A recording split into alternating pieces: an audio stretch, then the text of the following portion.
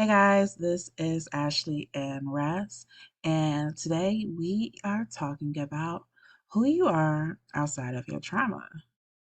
So, when I brought up this topic, one is because it's a topic I've been having to talk about a lot in my personal life all the time. Especially this last week and a half, I feel like I've been just sitting in sessions and sessions talking about this.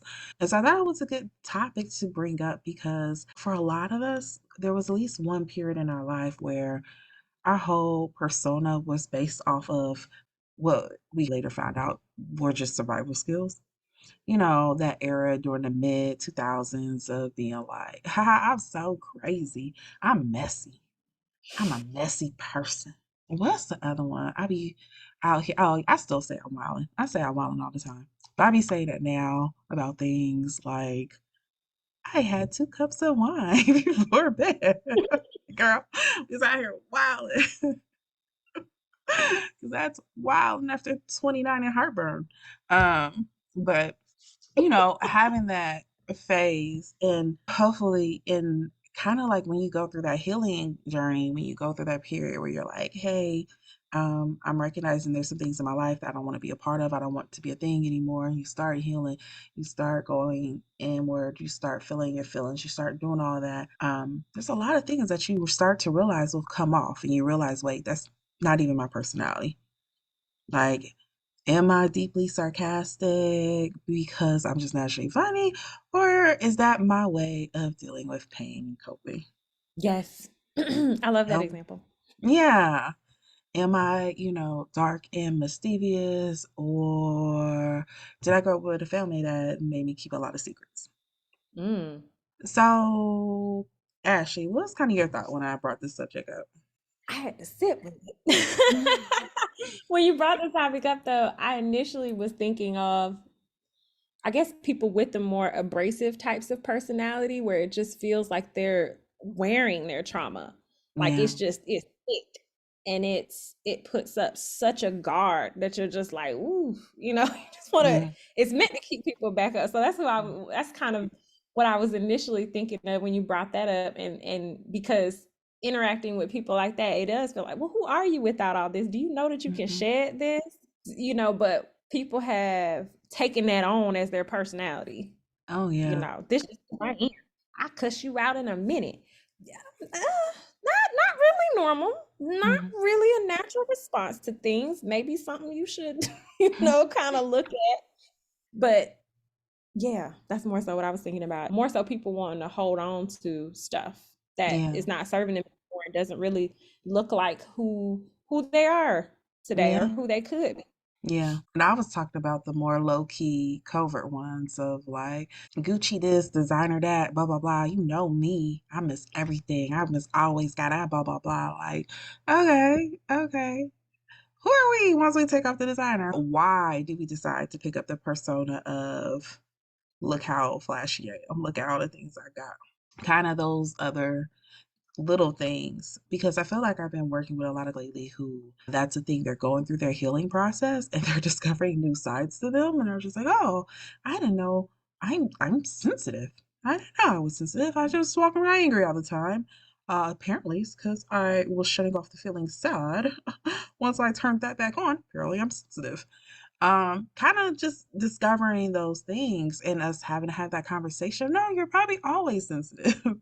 It's not new. It's that before you didn't allow yourself to feel that. It wasn't safe. It wasn't safe in your home environment. You grew up with a mom that was a bully, and kind of taking that look back of like, oh shoot, because there is a whole change that happens not only with you and you, but like once you take off your trauma, realize who you are outside of it, you'll usually see a ripple effect in every other area of your life as well. Yep. Yep.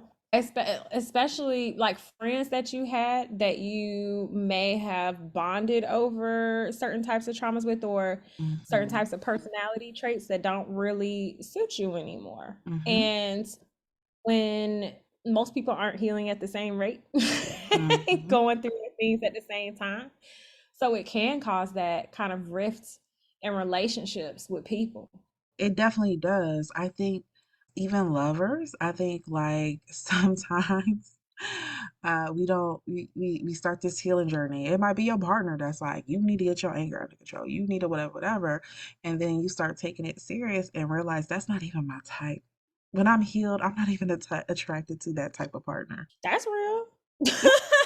I think let's see, like this past weekend I was having a conversation with someone about like what type of shit, what do I have going on, or what did my mom have going on, that like we were sharing Mhm. about experiences that we were having with men in our lives, and they were dang near identical. And I was like, okay, so what have I picked up from you that has kind of put me in this same type of situation? And I Mm, haven't had a chance to fully flesh out my thoughts on that. But one thing I was thinking about over the weekend was hyper independence. Because I know that mhm. that is something that I've identified a little bit more recently. It's like, this might be because of trauma. Like I knew it was like, because that's just how I am. But see, that's Yeah. what I mean. That's what I'm saying. It's just like, Mhm. I don't need nobody. I could do everything by myself. I don't. But of course, as I've been going through my journey and more being like, it's totally okay to get help. Why didn't anybody tell me I could have been got Mhm. help and been soft and all these other things?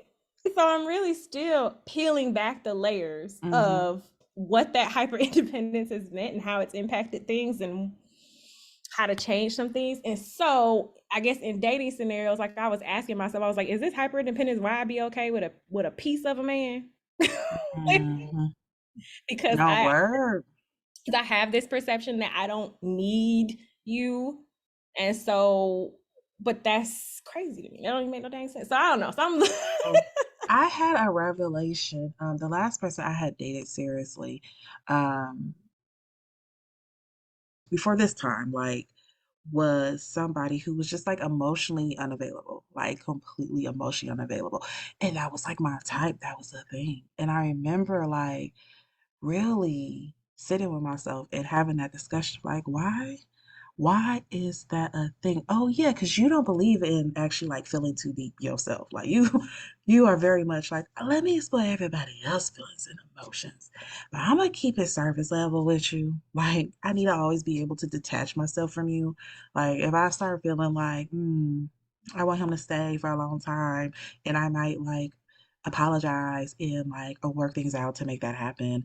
You gotta go. You gotta go. That's too much feelings and having that same conversation and then having to realize like, oh, that's because you did not know any emotionally available men growing up. So you thought that was just normal and found the guys that were like emotionally available, could talk about their feelings, and you were just, it made you feel uncomfortable. And that's why you weren't attracted to them. It had nothing to do with them. It's that them being that open and freeing themselves triggered you to have to look at yourself and be like, nah, nah, nah, nah, nah. yeah, that's real. I, you saying that made me think because again, I know I've been doing some reflection in this area specifically of relationships. Like when we don't know what's going on with us, we can make it like it's other people's stuff. So like Mhm.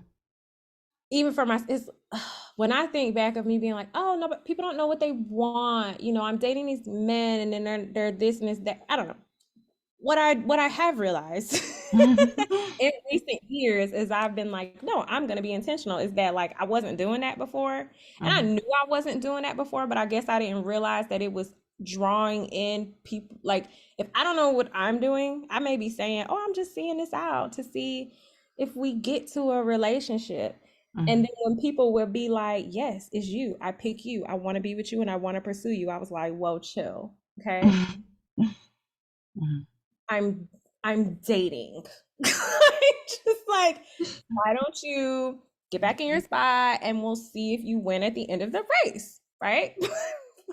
While keeping up with guys that I'm looking for a relationship. No, the fuck I'm not. I clearly You was. were my biggest encourager. When I was engaged and I was like, okay, I'm not doing this some more. You were my biggest encourager to be like, breast, date as many as you want. No, add more. Add more. Let's get a team. I'm What are literally we gonna get. doing dating? I'm Focusing on one or two guys. What are we doing? And then actually had me out here acting like my brothers. So because somebody has to be to blame for that. And I don't think it was my fault. blame you. I don't I don't take that back. Like, I really believe if you are not serious and you know you don't want to be in a relationship, you might as well date around. I get what I'm saying is Mhm. I was lying to me and saying that I wanted a relationship, but when people were offering them to me, I was like, no. I want I want this unattainable person that I'm pining over to I want offer a me a relationship. goal to work towards, okay? Because that's what Yeah, that unattainable person is. That is a workout. because it's weird. What do you mean? What do you mean you want to be with me? Just met me. You know me. But honestly, but I was like I said, thinking about it, I was like, yeah, but I also know that it feels really good for someone to be that certain of just saying, like, hey, I know that this is Yeah. the phase I am in my life, and you're the person I want to explore this with. I wasn't I hearing that. I remember having that moment when I was like 29 and recognizing that like I want certainty. I want certainty. I want, nope, you are my person. And not only do I not want other people, I don't want nobody else touching my person.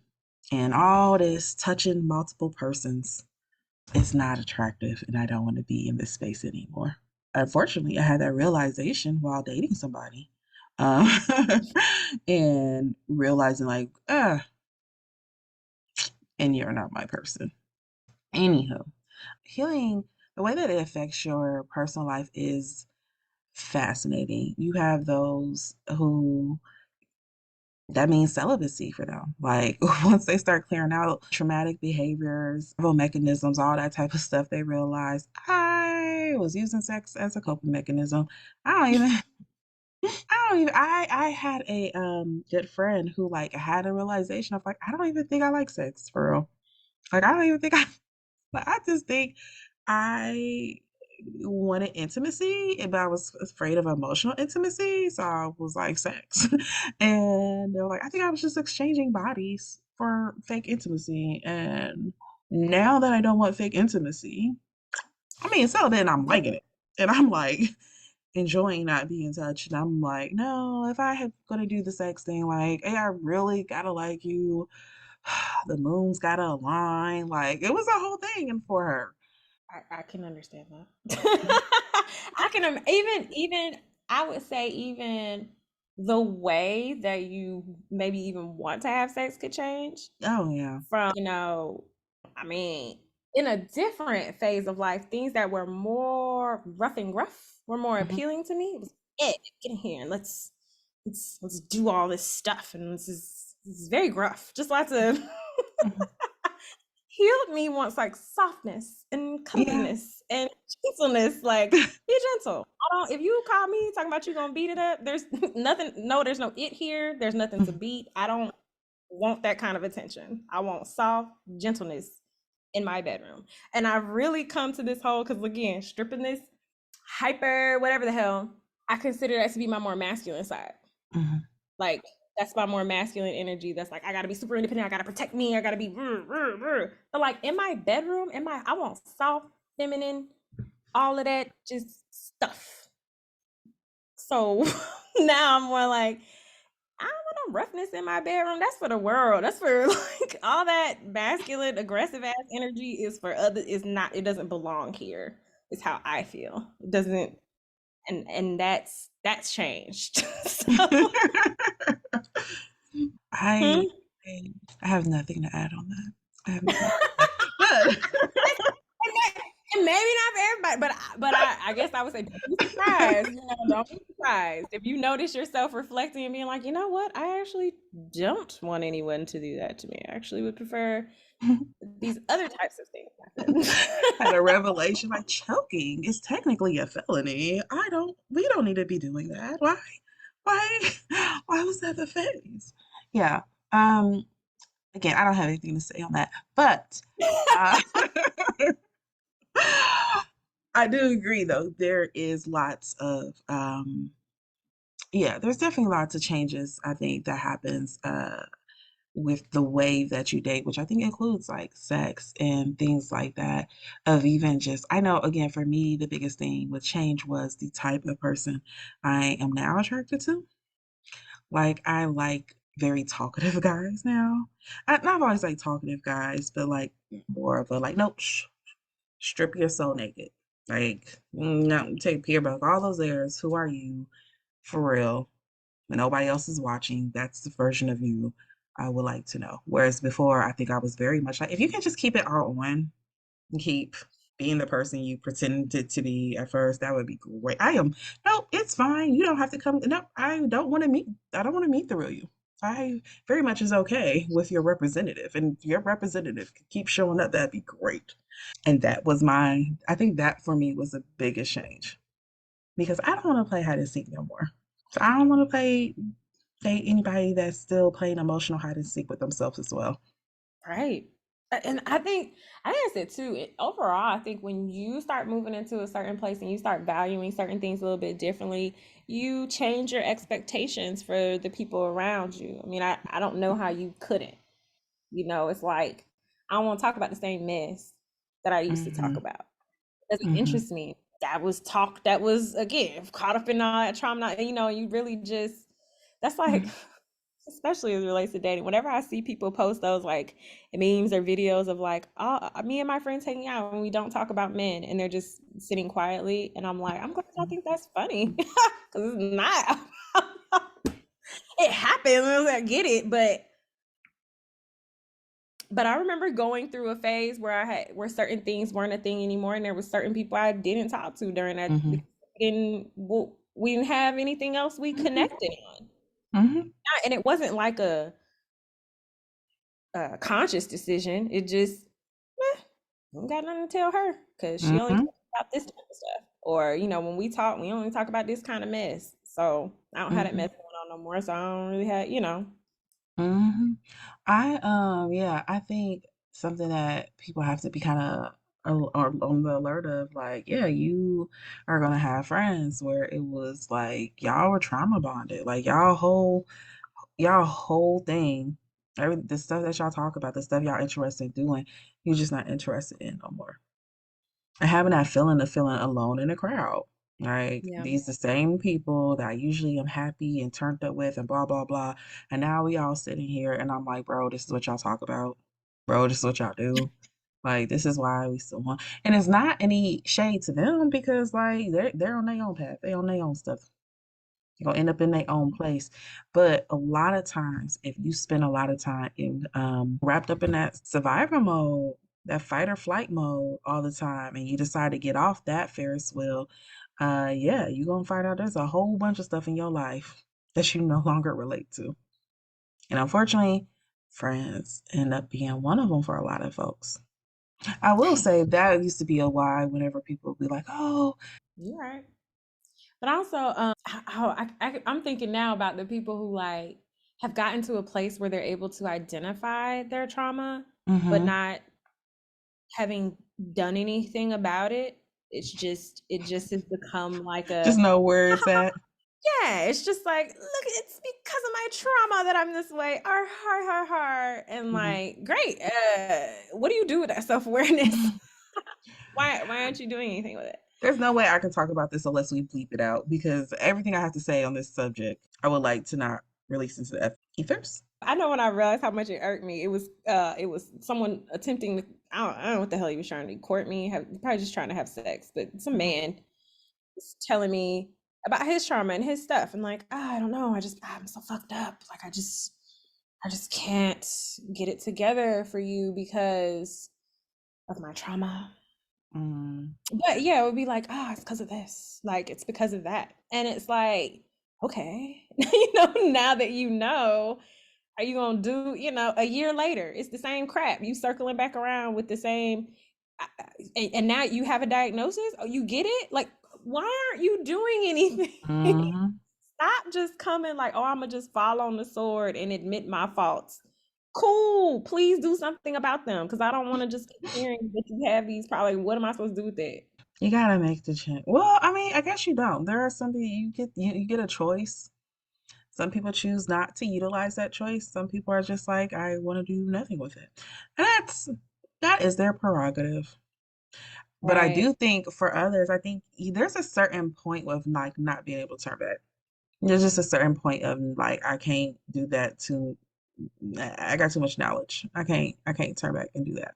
Like go back, you mean turn back, like go back to acting, however? Yeah, go back to like I think once you figure out your trauma, you figure out a new way that works for you. Like I definitely have had moments, especially in the past with dating, where I was just like, you know what? There's that one man that's so emotionally unavailable that just really want to marry you, no matter where he is in life, what he's doing. Just, just go back. That just seems easier instead of like trying to do all this extra shit because you're like, oh, healing me wants to do this with this healedness in my career and so forth. Just go back to that one job you hated. That was easy, that paid well, that like there's some times where you just have those days where it feels hard and healing feels stupid. And we're like, okay, so I'm more healed. So what now? Because I feel bored. Like, what am I doing? What else are we doing this journey? And you were like, you know what? Maybe I need to go back to my old ways because I don't know. Reminiscing, it looked kind of fun. But I know at least for me so far, I don't know. Time ain't run out yet. But I've never been able to really do that. It's just one of I those you also, know too much now.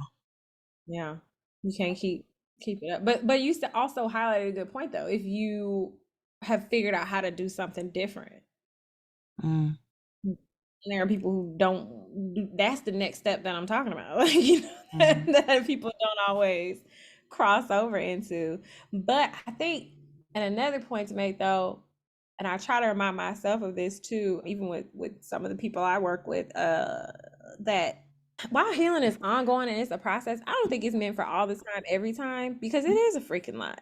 You know, at some point you'd be like, I don't want to read no more books. I don't want to mm, know no more than I know. You know, I I want to go to the movies. I want to, I so, want to. I don't know. I want to go do something else. Yeah, balance. mm, But yeah, I think it's okay to take a pause, and people will do that even with therapy. Just like this has been cool. I've enjoyed coming and feeling my feelings and whatnot, but I need a break. mhm. And I'd be like valid. Valid word. It's okay because I have sometimes it's so many layers to peel back. You just like, I'm tired. mhm. Anymore.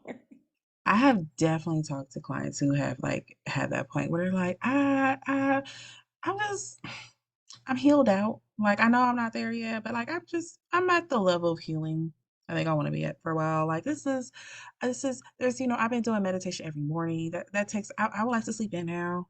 I think I've been doing deep breaths. I've been holding boundaries. I've been like everything just feels like a lot. And I'd be like, yeah, put press pause. Not every day is supposed to be learning a new mantra. Yoga in the morning. Calling back family members to let them know about your new added boundaries to the list. Like not every day. So I actually had a conversation with someone recently where I think when I had said to them because we were talking about boundaries and they were talking about a conversation. They're like, I know, and I need to do communication. I need a but, and I said, look, not every conversation needs to be had. You're okay to say, you know what, this bothered me, but I don't need to have the eighth conversation. I don't need to have this long drawn out thing. You got to figure out what your limits are and be okay with pausing sometimes or letting it play in the background, letting your healing play as background noise as you live your life. Right, right. Because I mean, even like some of the things you mentioned, like even these like coping skills and things we build, they're meant to weave in. They don't have, but I think sometimes we do beef it up. We're Mm, going through something or we're in a transition, and so we rev everything up. We want to read books and watch videos and do, I don't know, people who deep dive into stuff. It's exhausting. mhm. Listen to all Um, the boring podcasts, not the fun one like ours, but the boring ones. I went through yeah. that stage. Like, just back to back, doctor this, healer that, the Akashic records. Like I was out listening to all types of stuff. Like, yes, this is what we're gonna do. And it got to be a bit much. I'm like, okay, now I just want to laugh. Only things that make me laugh. I think I remember you telling me that one day. Mhm, mhm. So that's fair. So yeah, I do want to highlight that. Like, man, nobody needs to be that turned on all the time, doing all the deep, deep healing. It can get exhausting, and that's fair. Because I also get the feeling of like when we are worn out and tired of being like, I just want to go back to what I know. I mean, that's usually when we go to our comfort zones Mhm, and go back to what we know. And some of those things we know was from the time we wasn't we weren't mhm, functioning that great. But that's a real feeling, that people have with a lot. Like you said, "Oh, let me just go back to the job I know. Let me just move mhm, back to my hometown. Let me just call up that ex I blew off. Let me just get mhm, in these and thankfully, I think if we learn like, well, let me hold this feeling for a little bit before I do something stupid and see mhm. if I really feel that way later. Because it can happen and it hits you when you're worn out. Yeah, it really, really does. It really, really does. But on that same note, a little different, it also can be like a change to the type of things you ingest, like music, entertainment of all sorts, movies, memes, all of that type of stuff change. I know me and Ashley had a moment earlier today where I was like hunting for memes and I was mad about something else. So I was just like in a very spicy kind of kind of fiery energy. And I was going off on something else. And then I sent, I think, a second or third follow-up voice message. And I was like, and then on top of that, I was like, I can't find no memes. I was like, because other old pages I used to follow to get memes from, everybody is going through this phase of like, sit with us or not with them because we're so special. I brought this up in a couple episodes. I've talked about this a couple times of like just not really liking that type of humor. I don't know. It's weird to me. And I was like going through page after page and I kept finding memes like that. And I was like, I just need to unfollow these pages because y'all, this type of humor feels weird. And also, some of those pages were more on the like esoteric side. And one of the conversations I think me and you end up having is like, those pages are just starting to feel like church by another name. They're getting really weird religious culty undertones to them. I think holier than thou. Mhm. Yeah, it's spread over to the so-called spiritual community. Yeah, and I do not like the holier than thou attitude. But one of the things I was saying, something that I know has changed for me is self-depreciating humor. Just doesn't appeal to me. I don't think it was ever my favorite, but Mhm. it stands out more. That's more. It's like it just stands out, and it's like, oh, now I feel more like, oh, you don't always have to be a mess. You can. Your inner middle-aged mother came out. That's kind of how I feel when I read some of these memes that are like, I don't know if it's my mother. As a therapist, I am very much that person too, though. Mhm. Like my clients get used to and have even told me they hear my voice somewhere when they start making negative comments about themselves Mhm. because I'm very much like, "Oh, we're not gonna do that." But yeah, no, it's funny. One was literally telling me they were watching a movie and the character was like being mean to themselves and hitting themselves. And she was like, and I was thinking, ooh, Ashley would not approve of this. You are correct. That kind of, like I said, I think it just like stands out more as one of the things, and it feels like it just kind of chafes at me when I, and that's something I think that's for some people that is hard once you move past certain things, even in music and stuff, where it's like something that you used to just like jam to, and then one day you're singing along and you like, damn, what am I saying? Yeah. Yeah, I definitely had to do a purging of my music like back in like 2020. Like there was just like a point in time. Well, there was a point in time I could not even listen to music. Like I was just your girl was going through it for a while. She was in denial, but she was. Anywho, when I came back, I had to purge a whole bunch of stuff because yeah, there was a whole bunch of stuff that like, for example, love Dipset in theory. Love Dipset. And love the Purple Haze album. Love Joel Santana's albums. But he had a song where he had said something about like homosexuals, because it's not the term he's using. He had used the F word, kind of dragged that around. And I was like, this is what we were singing in 10th grade. Like I in the 10th grade I knew all the lyrics. And I did not know. Like I was just yelling these hateful things out loud. And like those words have power. Like I hear them now, and I'm like, "Ooh, that word." Yeah. Isn't that weird? Yeah, I mean, I get because you're right. Like words have power, and when you feel it, you're like, "Oh, that was ugly." I remember that song that when "No Love" got stuck in my head. All I wanna do is, and I was like, "No love." Why the hell would I be chanting that? Hmm. That's the life I want. Even even with love songs, like I have a playlist that's called "The Love I Want," and it's Hmm. like just songs that make me just be like, "Yeah, I want to Hmm. love my." I want to be loved like this, or it's a playlist when I'm feeling like I need a little extra. Hmm. And there was a song on there that came on that was so. It was recently I was listening to it, and I was like, I don't want this. Like, because it was really.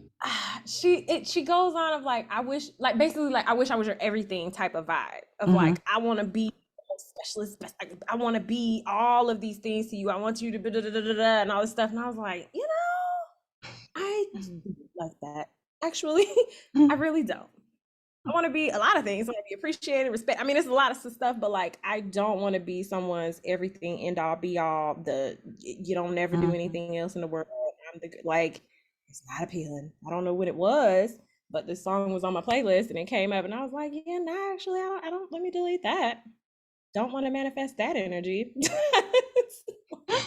Yeah, no, there's definitely some like anti-love songs that I had to get rid of. And it's not even like I'm trying to call love in right now. Or the pining, begging type of Yeah, song. no, Like, no, not even that. Like I'm talking about the ones that are like I'm trying to think of some of the ones I actually had to delete, but the toxic love songs, like if you cheat, if you out in the club, don't think I'm not.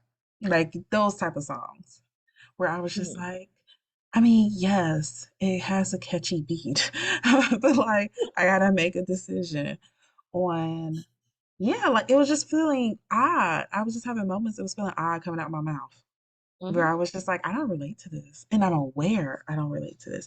And I don't think that happens with everybody necessarily. I've never been like a horror movie. I've never been like dark movies, but like, oh, I will say though, like, yeah, like, cause like I can't watch drama. Some of that is just, I think, because of my job. Like, I don't anymore.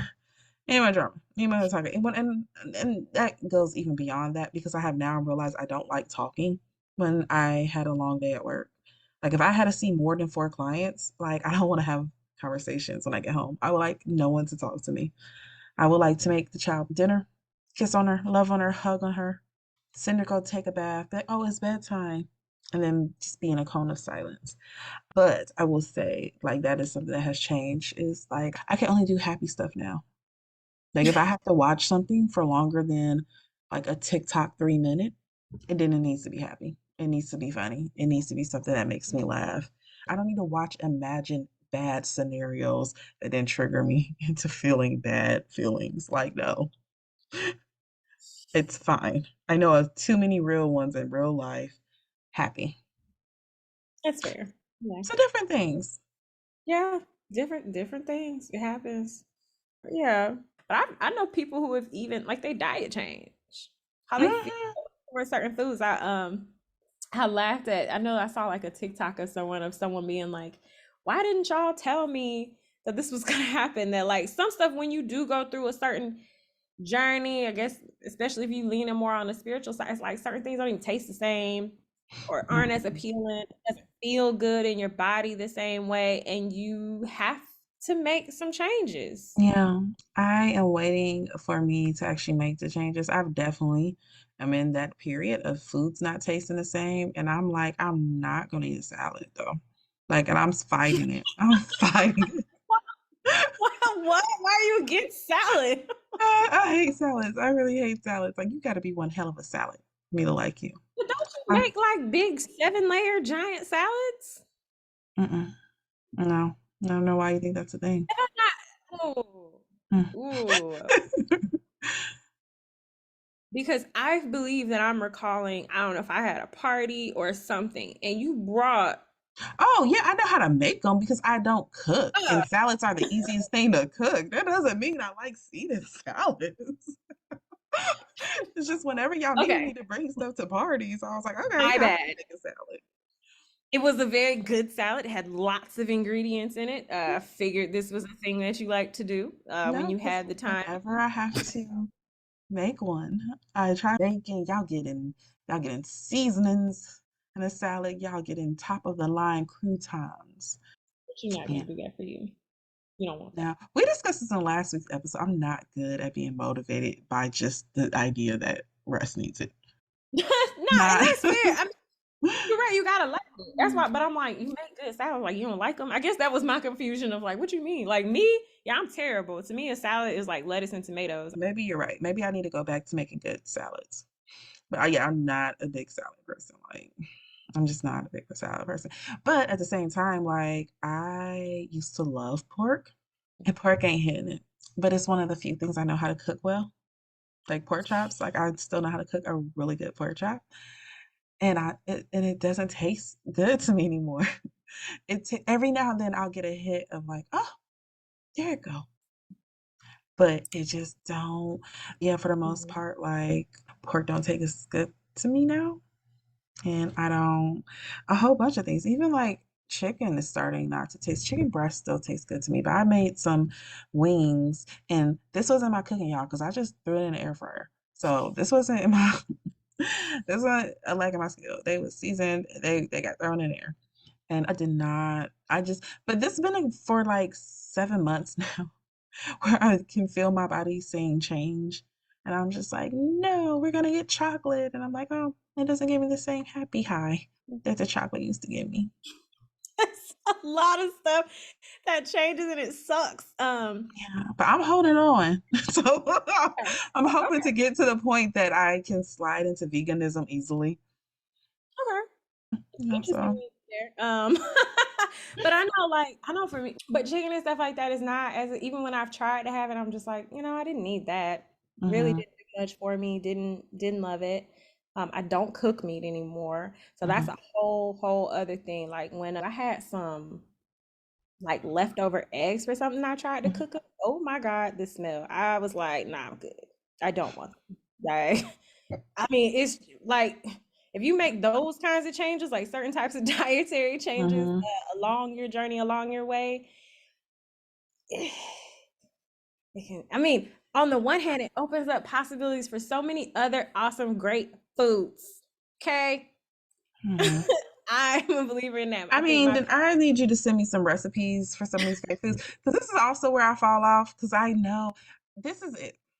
I thought my ascension into healthy eating was gonna be like, ooh, delicious, delicious, delicious. I guess I can do this because it's delicious. And that's not what's happening. What's ew, happening ew. is like, ew, ew. I don't like the stuff that I normally like. Since it's all nasty, let me just eat vegan. Like that's where I am. And I don't Okay. like it because I like food a lot. There's so many foods that aren't meat though. I guess that's what I was like. I discovered I had vegetables I've never had before. I hated mushrooms. I've never ate mushrooms. I didn't like the texture I of love them. Now I'm mushrooms. exploring all different kinds and I cook them all kinds of ways and I love them. Like I love them. Yeah, I love So mushrooms. my palate has opened up significantly, but there's stuff I can't go back to. Like I ain't had a hot wing. I wouldn't even know what that. Oh, and it's very odd to me to think about how I used to destroy a 10 piece. But I will say drinking is another thing that can change along in people's Mm-hmm. healing journey. Or even when you have people who maybe didn't get to that point, but just make the conscious decision. Like that's another thing, right? When we make conscious decisions to be like, you know what? I'm gonna change this because this does not suit me anymore. When I drank, I made bad decisions or Mm-hmm. whatever the case may be, or it caused me to get whatever, or I realized it was a negative coping skill that I was using. It is so embedded in our culture, alcohol, that it really does have a huge big change on Mm-hmm. a lot of things. What people can do for fun, who they hang around, Mm-hmm. and if they don't have friends who are like supportive of those types of things, that's huge too. Yeah. I know we've had to, cut off certain friendships and things because it's like, why I can't come to your party and just be here? Why are you harassing me to drink alcohol when I don't want it? Yeah. You're very much right, especially if you were kind of overdoing it on the alcohol before. It's, yeah, I don't see how you can do it without making that change. And if you were a person who was an alcoholic before, chances are your family, place, or your friends, lovers, and so forth are probably on the encouraging side of that. They wrapped up in it. Probably, uh-huh. Probably are like, what do you mean? How we gonna have fun then? We going out Yeah, without drinking. one of my friends, he always says like a lot of people realize that their drinking buddies were just drinks. Hmm. Like as in y'all really weren't friends outside of that. Hmm. It I is think a that whole thing. I think it can come to just kind of like what we're talking about when you start looking at yourself outside of your trauma. If you are someone who is used to numbing or pain and what you're going through with unhealthy coping skills, and those unhealthy coping skills involve other people, unhealthy coping skills. Yeah, when we have all these different things that we are doing that are out of our trauma response because we're triggered by this, that, and the third. Like once you start simmering that kind of stuff down, you're like, yeah, I don't want to be around this person. You were to come around when I was trying to numb. I don't want to numb anymore. I want to feel. Yeah. Well, that's definitely a thing. Because I know for me, it was recognizing that I was always doing disappearing acts on folks, and like that was something I did out of coping, like, and would just disappear and just vanish from people's life because I didn't want to deal with like being an emotionally available adult and like having the conversations and like doing things. Like I would just rather like drop the whole friendship and or relationship and then go on about my life. And recognizing that was a thing and being like, okay, yeah, you can't do this anymore. You're too aware of how that affects other people. And like now what are you hiding from? Oh, you're doing this. You don't want to be the bad guy. Or you don't want to like indulge in anything that's gonna get you in your feelings. Okay. Now that we know that that's what we're running from, now I'm healing and I'm not who I used to be and trying to figure out who you are outside of your trauma. What do you do next? How do you start the process of redefining and refinding who you are? Yeah. I think it begins with like one, like we said, just that awareness, and then next step is like, well, what's another way to do this? I think a way that was helpful for me at the very least was going back and thinking about the things that I used to feel really passionate about and wanted to do, but I let guilt or shame talk me out of it. Mm-hmm. And started doing those things was like a really big part. It felt really simple and sometimes stupid, but that was a real big part of me finding back who I am. But outside of trauma, being able to walk outside of guilt and or projected shame and looking at those things that used to set my heart on fire and be like, oh yeah, I wanted to be a creative. Hmm. There was a point in time I did not think that was silly. Like that was something I wanted to do and I wanted to do it for a living and I wanted to pursue it. I wanted blah blah blah. And at some point I was told that wasn't good, that was sustainable. You always have to be on your defense. You always got to be able to protect yourself. You always got to be able to live by yourself. You always got to be able to independent. Can you do that that way? No. So let me go to school, undergrad, and let me go to grad school. Let me do this and let me do that. Looking back at the things you used to want to do and you let fear, shame, or guilt talk yourself out of and start reconnecting with that part. That non-dangerous, non-felonious part. Be very clear about that. Some of y'all, I don't know. Some of y'all got shamed out of some things and they were rightfully so. They should not have been done. I think that's a good one now. To look back at those things, like, yeah, I think it's great. I was like, yeah, so sounds like a good start. And refinding, yes, when I think of refinding, I think that it is kind of like what you were saying of looking back at who you wanted to be, who you've always wanted to be. I'm also thinking about it like, some people didn't even have that, right? Like their Mhm, stuff started so young, they never had a chance to. mhm, So, well, I guess that would be redefining, right? Like if there's nothing else to mhm, really find, if you're looking back at the past and you're like, the answers ain't there. I never really wanted to do anything in particular. I'm not really sure what those things were. Explore, mhm, explore. Look at other people you admire and feel inspired by. And I think we talked about this on our motivation episode mhm. of just where we kind of find some of that inspiration to do the thing, whatever it is that you're thinking of doing. But yeah, I think redefining yourself, you actually have to do the work of like how can this be different? What could this actually look like? And being willing to reframe some things. Mhm. Going back to what you were saying of like go find some things. One of the things I did during the pandemic was I was buying Groupons every weekend to try something new. Hmm. Because I was like, Yep. I don't have hobbies. I need to start having hobbies. I need to start doing stuff. I need to get out this house. I need to I need to get active. And of course, when they were allowing, people to kind of slowly come out. And every week I would go to Groupon. I would try a new spa thing. I got in one of those floating egg pod things, sensory deprivation. It's one of Um, those. I did one of those, trying to find things that would ignite passion for me. And it's something I recommend to clients all the trying to get off autopilot. And they're like, I'm trying to figure out me again. I don't know what I like. I don't know what to do. I always recommend like go on Groupon once a week, once every other week, whatever works out for your budget. And just do a random thing. Yeah. One time, pick something that you think you'll like. Next time, pick something you're like, I don't know what the hell this is. And just do it. Do it. One of the things I Yes. ended up doing is, and this wasn't with like I was going out picking stuff. Someone had invited me. Boss actually invited us for a team building exercise to do the sip and paints, but I hadn't done one in like a while. And now since it took all of us to do that, I have been back like 4 times Hmm. within a year. Like I end up being like, I really like drinking and painting. Like this is I really like these two combinations of things. I think we should drink and paint more. With Usher in the background, yes, let's drink and paint with Usher in the background. But no, from that drinking and painting with alcohol, which I enjoy so very, very much, it also allowed me to remember like how much I miss being in the city and going out because when I would go out and do that, because it's so far away from where I live, I would go out to the city and do these sip paints and it would turn into an all night thing. And it just started getting me out again. And I was like, oh yeah, I miss being out because a lot of my healing required me to be in isolation. Like a lot Mm, of mine. And then I got really comfortable being isolated. yeah. And so, I mean, I'm still like hella, hella comfortable isolating. It's been great.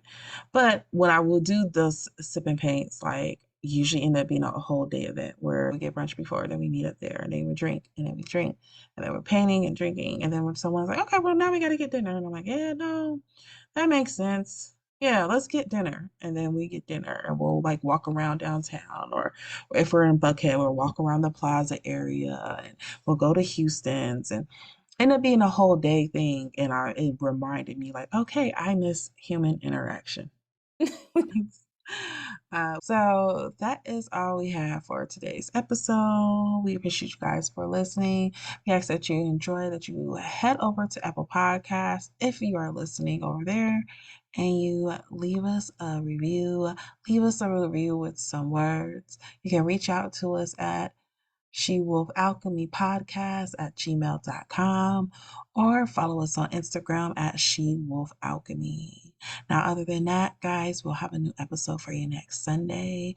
And bye. Bye.